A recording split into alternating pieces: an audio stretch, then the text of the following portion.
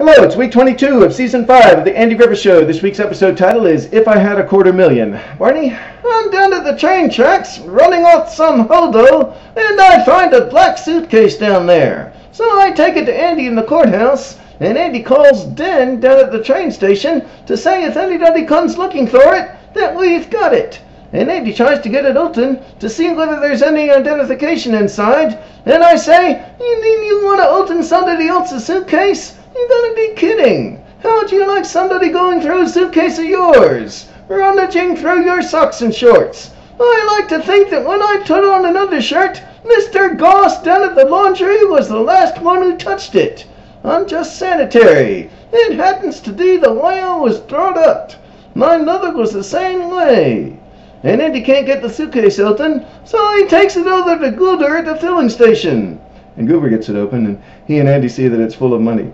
And then Andy tells Goober not to mention it to anybody. And then Andy goes back to the courthouse and calls the FBI, and they say there was a bank robbery in that area, so this is very possibly related. They're sending a man down. And they want us to do nothing until they get here. But I think the guy that dropped it is going to come back here and look for it. And I say, you can bet on it, Andy. There's a bank robber stalking our streets. It's stakeout time. And Andy says no. And I say, I'm a duly authorized officer of the law. I ought to be able to arrest somebody. And I want to act as bait, like I'm a civilian who found the money to attract him. But Andy says no. He says let's just wait for the FBI. And I say, oh, maybe they'll let us bring him coffee. And Andy puts the suitcase in the safe. But against Andy's wishes, you get dressed up in a suit and a fancy man's money purse and start walking around town smoking a cigar. And you tell Floyd that you might be going to the track in Florida to blow a few C's and how you plan to smoke 8 35-cent cigars a day. And I tell Floyd if he sees any strangers in town and if they want any toker action, I'll be down at the hotel. No limit. Deuces wild. And then I go ask Fred, the desk clerk at the hotel, were there any strangers checked in today? And he says no. And I show him my deck of cards, and I say, well, in case anybody checks in looking for a little excitement, I'll be back, okay?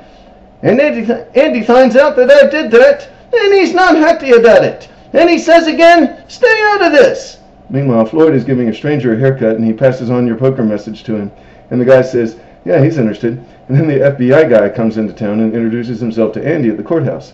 And he tells Andy, yeah, be discreet about it, but do look around town for a stranger looking for the money. So the stranger comes to the hotel, and he says he's interested in the action. And I tell him I've got $250,000, and he wants to see a few bundles of it. And I pull my gun on him. I say, how did you know it was in bundles? How did you know I had it in cash? You're under arrest. I'm getting the sheriff over here, and the FBI is coming too. But he tells me he's with the FBI himself, working on the bank robbery. And he shows me the secret FBI handshake and everything. And he wants me to help him. Yeah, he convinces you to call Andy later that night to say, you and the FBI guy are working on a break in the case to keep Andy out of the way. And then he convinces you to go get the money from the courthouse safe and bring it back to your place. But then the real FBI guy shows up at Andy's house, and that tells Andy that something is terribly wrong. Meanwhile, I've got the money with the other guy at my place, and he says the crook has probably been watching our every move. And now that he knows where we've got the money, it won't be long. And he tells me to watch the window while he pours us both a glass of milk.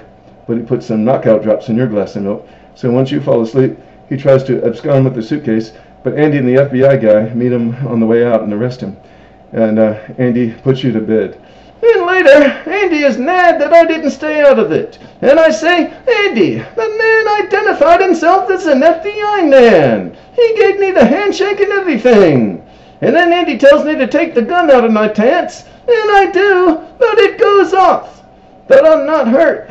Well, that's good. We'll see you next week for episode 23.